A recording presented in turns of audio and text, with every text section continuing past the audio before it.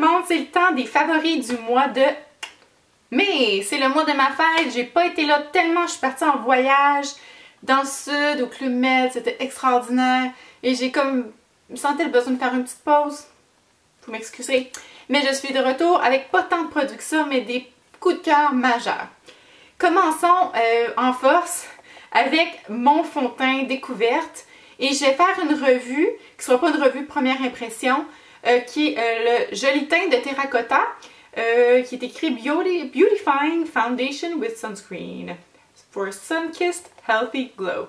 C'est un fond de teint, je pense qu'il n'y a pas tant de couleurs que ça, il y a 4 à 5 couleurs qui sont comme, je dirais que c'est entre un... En tout cas, ça n'a pas tant de couvrance que ça vient vraiment augmenter, je ne sais pas comment ils font ça, augmenter le bronzage. Ça a vraiment un effet beautifying, ça unifie la peau. C'est ce que je porte aujourd'hui. Je trouve que quand, c'est fait pour quand on a un teint un peu bronzé, ça donne une peau sublime. C'est mat. Et en fait, je pensais pas trop aimer ça parce que je me disais, Sun-Kissed Healthy Glow, ça marche pas.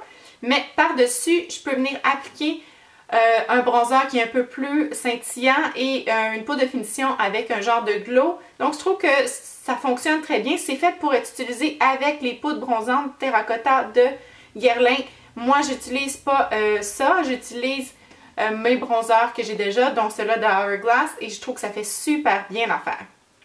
Une chose que j'ai pairée avec ce produit-là beaucoup, c'est ce mois-ci, c'est le bronzer de It Cosmetics qui est le CC Plus Radiance Ombre Bronzer, qui est, la couleur c'est Warm Radiance. Donc on a 3 couleurs ici. On a le highlighter, un genre de bronzer highlighter entre les deux et un bronzer mat. La couleur est, je dirais, assez rouge. Pour un bronzer, j'essaie de sortir les 3 couleurs ici. Donc c'est rouge, mais si vous avez le teint un peu comme moi, ça va, là j'ai essayé de les mettre sur mon bras, mais je ne sais pas si vous allez voir ici. La couleur, c'est ça, est assez rouge dans le pot. Sur la peau, ça donne un peu moins rouge. Mais sur le visage, moi je trouve que ça donne exactement la couleur de mon bronzage. Je bronze brun-rouge, je bronze pas brun olive, je bronze, il y a une petite chaleur dans mon bronzage naturel, donc ça fonctionne très très bien pour moi. Ça vient vraiment enjoliver ma peau, ça a un fini vraiment superbe avec un genre de...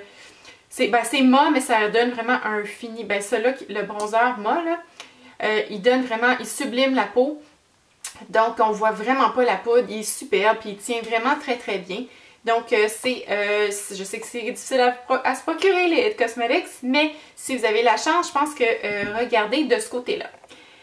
Ok, je regarde là, j'ai pas beaucoup de temps aujourd'hui pour faire cette vidéo-là.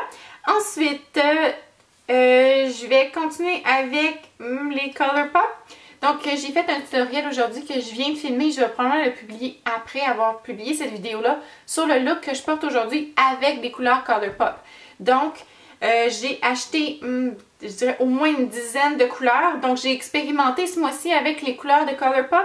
J'en ai ressorti 4 pour vous aujourd'hui qui sont probablement celles qui me marquent le plus, mais ils sont tous très, vraiment super. Mais c'est celles que, bon, j'avais comme envie de parler aujourd'hui, qui sont pas toutes des choses que j'utilise aujourd'hui. Donc ici, on a la couleur qui est beige, qui est glow, qui est parfait pour faire le highlight en dessous du sourcil ou partout sur la paupière mobile. C'est vraiment, ou peut être utilisé comme un highlight mat sur le visage. C'est vraiment une superbe texture. Et là, maintenant que je l'ai mis sur ma main, là, il a figé, puis il bouge plus. C'est pas comme une poudre.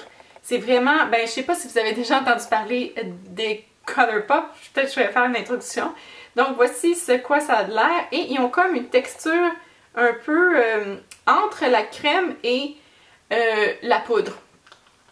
Donc c'est pour cette couleur-là qui est glow. Ensuite, j'ai la couleur ici qui est Bandit, qui est un brun très chaud que j'ai utilisé aujourd'hui pour faire le coin externe. Donc voici ce qu'il a l'air dans le contenant. Et donc c'est ici sur ma main qui est vraiment génial. Je l'utilise énormément en dessous de l'œil, au-dessus de l'œil. C'est vraiment une des couleurs que j'utilise plus avec la seule qui vient, qui est Cornelius. Et je ne sais pas si Cornelius c'est en édition limitée, peut-être parce qu'il est venu dans le quatuor de Kathleen Knights.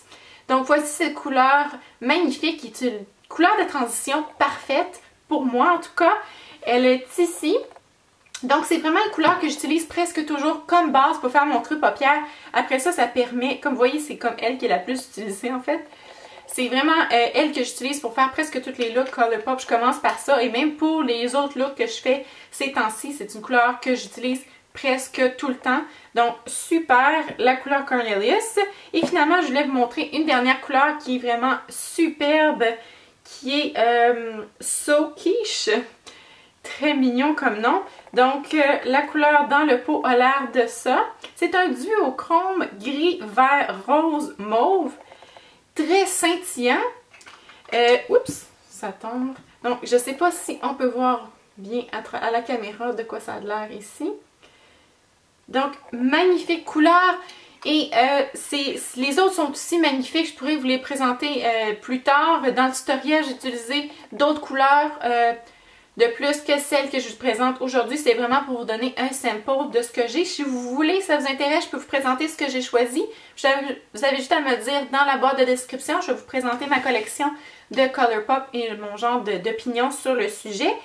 La chose que je peux vous dire pour l'instant, c'est que c'est des couleurs qui se travaillent différemment que les couleurs en poudre compte tenu de leur texture. Et aussi, ils se travaillent surtout avec les doigts et avec des pinceaux synthétiques assez denses. Donc c'est vraiment pas, je trouve que c'est pas des couleurs user-friendly, ça prend une certaine expérience pour les faire fonctionner. Quoique, appliquer des fards au doigt, c'est ce qu'il y a de plus simple. Donc j'avoue que certaines couleurs, dont les couleurs satinées, métalliques, brillantes, s'appliquent au doigt partout très bien.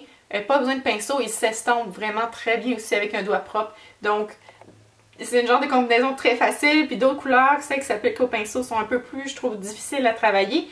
Mais elles durent de façon extraordinaire. La durée de vie de ces fards-là, c'est magique. Passons à autre chose, j'ai juste deux autres choses à vous présenter et je dois partir. Donc, je reviens avec mon YSL ici, la couleur, écoutez là,